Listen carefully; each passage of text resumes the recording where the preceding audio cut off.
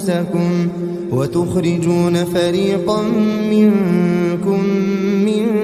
ديارهم تظاهرون عليهم بالإثم والعدوان وإن يأتوكم أسارى تفادوهم وهو محرم عليكم إخراجهم أفتؤمنون ببعض الكتاب وتكفرون ببعض